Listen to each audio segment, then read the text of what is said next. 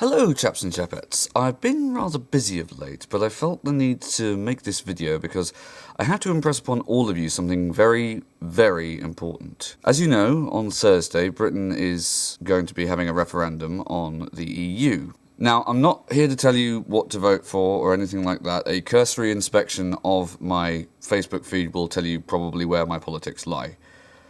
What I'm here to tell you is to vote. Vote. Please. Please vote. Apathy is, in my opinion, the greatest enemy to democracy that we have. Far more than terrorism, far more than bureaucracy, or anything like that.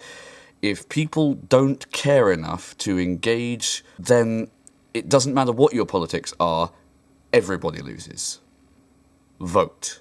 There have been a lot of anti-voting and anti-political sentiments being bandied around in recent times, as there always have been. But what these people fail to realise is that there is no opting out of this. People will say, oh, don't vote, it just encourages them.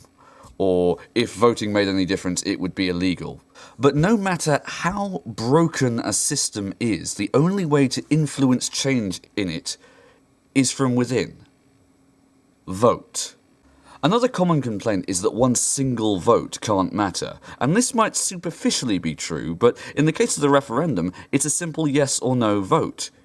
You're not choosing political parties that represent your politics, you're expressing your political views directly. There is no more obvious or effective way of doing that. The richest person in this country gets exactly the same amount of votes as you get. 1. Vote. It is my hope that everyone watching this video above the age of 18 is already planning on voting. And if you are, great, but it goes beyond that. This is just one example of a piece of political engagement. Voting is the most simple and effective means of securing change. If you are not yet 18, then I highly encourage you to find someone who you're not sure if they are voting, and get them to vote. For the simple fact that it's their choices that are going to affect the world that you and your children grow up in. And your opinions on that matter. Vote. And that kind of brings me to the fact that voting is, in my view, kind of a responsibility.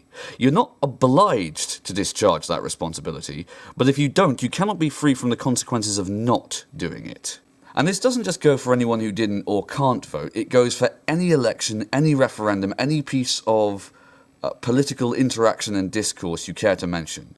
So if you're not going to vote for you, then vote for the people who can't, for the people who would if they could, because I guarantee you that among that group of people is probably someone you care about. Vote. Another way of looking at this is that we vote on the things that are too important to be left to anyone else.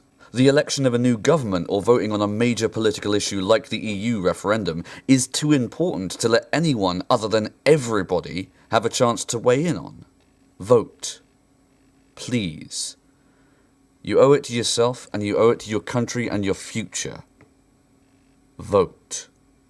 The only legitimate excuses you have for not voting are you're not yet of age to vote, or you have no faith in the political system. And if you have no faith in the political system, then I'm very sorry, but as I said to you before, the only way to change that is from within. Thank you for watching. I hope this has convinced you to vote if you've been on the fence about this. And as always, I'm very interested to hear what you think. Have I missed anything? Is there something I haven't taken into consideration? I'd be very interested to know. Until next time, chaps and chapettes.